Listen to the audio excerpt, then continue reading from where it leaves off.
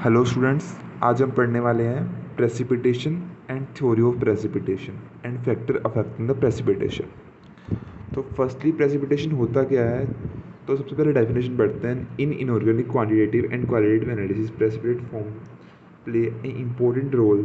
For example, qualitative analysis of cation and cation of a particular group are the first precipitated together, and these precipitate are dissolved in the soluble suitable solvent and the individual cation of the group that are precipitated। तो precipitate होते क्या हैं, कोई भी ion present है या नहीं है उसको बताने के लिए उसको प्रेसिपिटेट किया जाता है किसी भी सोलवेंट या प्रेसिपिटेटिंग एजेंट के द्वारा।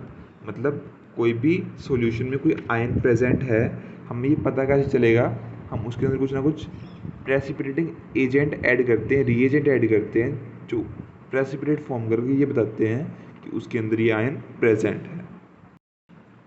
नेक्स्ट है theory of precipitation. Theory of precipitation क्या कहती है कि हमें अगर कोई भी सब्सटेंस का प्रेसिपिटेट बनाना है तो उसका जो आयनिक प्रोडक्ट है उसकी वैल्यू ग्रेटर होनी चाहिए सोलिबिलिटी प्रोडक्ट से। मींस अगर आयनिक प्रोडक्ट ज़्यादा है KSP मतलब सोलिबिलिटी प्रोडक्ट से, तो प्रेसिपिटेट बनेंगे। इन्होंने एग्जांपल दे रखा है BaCl2 एंड BaSO4 का, तो उसको पढ़ लेना PDF से। PDF का लिंक डिस्क्रिप्शन में मिल जाएगा आपको। नेक्स्ट है optimum conditions for precipitation. Precipitation की कुछ कंडीशंस हैं, उनको पढ़ते हैं। चलो, फर्स्ट है प्रेसिपिटेशन हमें हॉट सॉल्यूशन में करना है।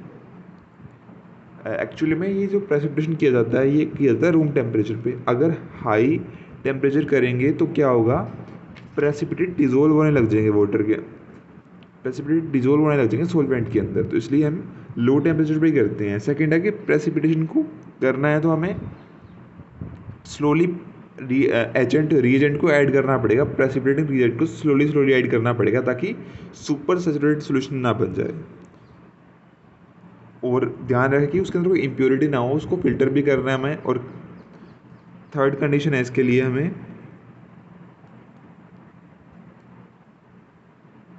जब प्रेसिपिटेट फॉर्म हो जाए तो हमें सॉल्यूशन को कूल डाउन कर लेना है टेम्परेचर के लिए, और ताकि आसानी से फिल्टरेट किया जा सके प्रेसिपिटेट्स को। नेक्स्ट इनको डिटेल में एक्सप्लेन किया हुआ, तो पढ़ते हैं चलो इनको। वैसे तो हमें पता है कि सॉलिबिलिटी होती है जो वो इंक्रीज़ करती है विद इंक्रीज इन टेम्परेचर।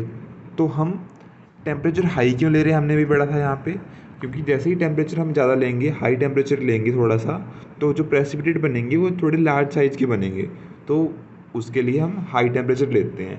बाकी जो प्रेसिपिटेशन किया जाता है वो एवरेज रूम टेम्परेचर पे ही किया जाता है। सेकंड है इफ़ेक्ट करने का पीएच भी इफ़ेक्ट करता है। कैसे इफ़ेक्ट करता है पीएच, कुछ आयंस होते हैं जो प्रेसिपिटेट नहीं फॉर्म करते एसिडिक मीडियम में या बेसिक मीडियम में, वो किसी स्पेसिफिक मीडियम में ही अपने प्रेसिपिटेट फॉर्म करते हैं। तो उसके लिए पीएच भी मैटर करता है सॉल्यूशन का। अगर पीएच कम है तो एसिडिक होगा, पीएच ज़्यादा है तो बेसिक होगा। उसके लिए पीएच भी एक इंपॉर्टेंट रोल प्ले करता है।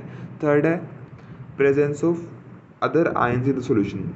अदर आयंस प्रेजेंस होंगे सॉल्यूशन में तो क्या होगा, वो एड्जॉर्ब या अब्जॉर्ब हो सकते हैं प्रेसिपिटेट की सरफेस के साथ, तो उसके लिए भी वो भी इफेक्ट करते हैं। और कॉमन एन इफेक्ट तो हमें पता ही है। और नेक्स्ट है presence of oxidising agent on the solubility. Next है सोल्ट इफेक्ट। अब ये है हमारा नेक्स्ट टॉपिक कि टाइप्स ऑफ द प्रेसिपिटेशन। तो 3 टाइप्स दिए हुए हैं हमें, कौन सा, simultaneous precipitation, coprecipitation and post precipitation. सबसे पहले पढ़ते हैं साइमल्टेनियस प्रेसिपिटेशन। इसमें क्या होता है, हमें पता है कि जो सॉल्यूशन गिवन होता है उसके अंदर नंबर ऑफ आयंस प्रेजेंट होते हैं।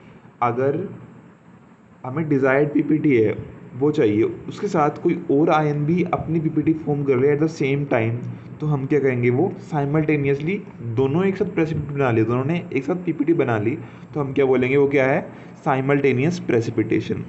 नेक्स्ट है को प्रेसिपिटेशन। को प्रेसिपिटेशन क्या होता है, अभी हमने पढ़ा कि नंबर ऑफ आयंस प्रेजेंट होते हैं। अगर एक आयन ने अपनी पीपीटी फॉर्म कर ली तो क्या होता है को प्रेसिपिटेशन में, कि जो दूसरा आयन है वो भी एक कंपाउंड फॉर्म करेगा जो जाके एड्जॉर्ब हो जाएगा सरफेस पे, डिजायर्ड पीपीटी की सरफेस पे। तो क्या हो गया, हमें जो प्योर पीपीटी थी उसके साथ क्या मिल गया हमें, इम्प्योरिटी भी मिक्स होगी ना, एड्जॉर्ब होगी सरफेस पे, तो इसको बोलते हैं को प्रेसिपिटेशन।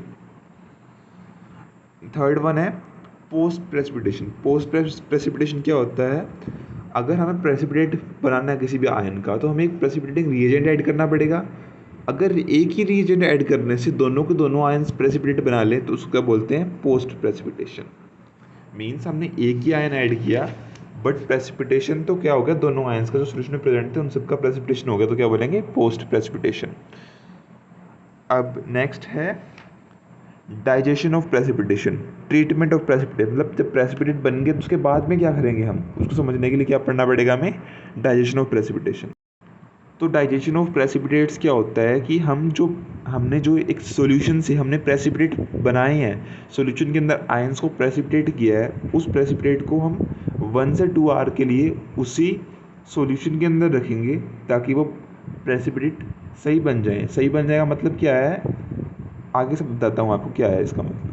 तो डाइजेशन के प्रोसेस में क्या होता है, जो छोटे छोटे आयंस होते हैं, मतलब छोटे छोटे पीपीटी के टुकड़े हैं, जो छोटे छोटे टुकड़े वो जाके बड़े पीपीटी के टुकड़ों पे एब्जॉर्ब हो जाते हैं, मतलब साथ में जुड़ जाते हैं उनके। तो क्या होगा, बड़े बड़े प्रेसिपिटेट फॉर्म होंगे तो उनको फिल्टर करना भी आसान होगा और हमें पीपीटी भी quality wise and quantity wise बढ़िया पीपीटी मिलेगी। तो इसलिए क्या होता है, जो छोटे छोटे टुकड़े होते हैं पीपीटी के, मतलब स्मॉल पीपीटी के हैं जो, वो जाके एब्जॉर्ब हो जाएंगे सरफेस पे और बड़ा पीपीटी बनाएंगे।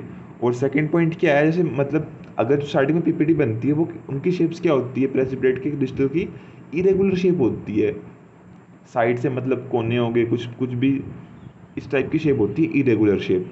तो जैसे ही हम उसको ट्रीट करते हैं, ओरिजिनल सोल्यूशन जब हमने लिया, जैसे पीपीटी बनाई थी हमने, तो क्या होता है, छोटे छोटे टुकड़े टूट के ना वापस से जाके अब्जॉर्ब हो जाता है सरफेस पे और एक रेगुलर पीपीटी का साइज बनता है। तो उसके लिए भी इम्पोर्टेंट है, तो आपको डिस्क्रिप्शन में लिंक मिल जाए तो उससे पढ़ लेना, ये सब कुछ मैंने समझा दिया बाकी। तो नेक्स्ट है filtration and washing of precipitates. अब हमें पता है कि काफ़ी सारी इम्प्योरिटी भी हो सकती हैं, तो उसके लिए हमें प्रेसिपिटेट्स को क्या करना पड़ेगा, वॉश करना पड़ेगा ना। प्रेसिपिटेट्स को वॉश करने में हमारे को किस चीज़ का ध्यान रखना चाहिए, कैसे वॉश करना चाहिए, कैसे क्या करना चाहिए, उसके लिए ये टॉपिक दिया हुआ है, प्रिकॉशंस और फिल्ट्रेशन। फर्स्ट पॉइंट है कि हमें वॉश कर लेना चाहिए ताकि क्या हो, जो मदर लिक्योर क्या होता है, जिस सॉल्यूशन से हमने पीपीटी बनाई है, जिस सॉल्यूशन से हमने आयन को प्रेसिपिटेट किया है वो सॉल्यूशन, तो हमें वो भी हमने अभी उसका ट्रीट किया था ना डाइजेशन में, उसको भी तो अलग करना है, साथ इम्प्योरिटी लगी होंगी उसकी भी, तो उसको इम्प्योरिटी को रिमूव करने के लिए करते हैं यूज़ हम किसका, फिल्ट्रेशन का। और the wash liquid should have following characteristic, मतलब जिस लिक्विड से हम वॉश कर रहे हैं प्रेसिपिटेट को उसमें क्या क्या क्वालिटीज होनी चाहिए उसके बारे में पढ़ेंगे। तो first the precipitate wash by the wash liquid should B insoluble, मतलब अगर मान लो वाटर से वॉश कर रहे हैं तो वो वाटर में सोल्यूबल ना हो पीपीटी, ऐसा कुछ हमें सब्सटेंस लेना है। और दूसरा कुछ आयंस ना हो उसके अंदर, जिस लिक्विड से हम प्रेसिपिटेट को वॉश कर रहे हैं वो आयंस अगर हुए उसके अंदर तो कहाँ जाएंगे वो आयंस, फिल्ट्रेट में जाएंगे और फिल्ट्रेट में रिएक्शन करके कुछ भी नया प्रोडक्ट फॉर्म कर लेंगे। तो हमें फिल्ट्रेट की ज़रूरत भी तो है ना नेक्स्ट ग्रुप को डिटेक्ट करने के लिए, तो फिल्ट्रेट भी सही नहीं बनेगा, तो उसके लिए हमें इन बातों का ध्यान रखना चाहिए। नेक्स्ट है प्रेसिपिटेशन ड्यूरिंग वॉशिंग, प्रिकॉशंस क्या लेना चाहिए हमें।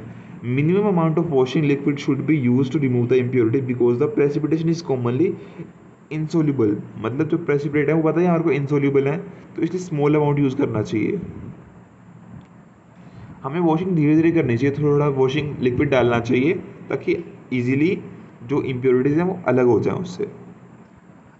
Allow the wall of the wash liquid to drain out before the adding a fresh load, मतलब एक नया थोड़ा सा अमाउंट और डालने से पहले देखो कि वो वाला जो हमने डाला लिक्विड पहले वो जाके फिल्टर में फिल्ट्रेट हो चुका या नहीं हुआ, तो उसके बाद नेक्स्ट वन ऐड करना चाहिए। को प्रेसिपिटेशन ना हो, पोस्ट प्रेसिपिटेशन ना हो, इसके लिए इन बातों का ध्यान रखना चाहिए।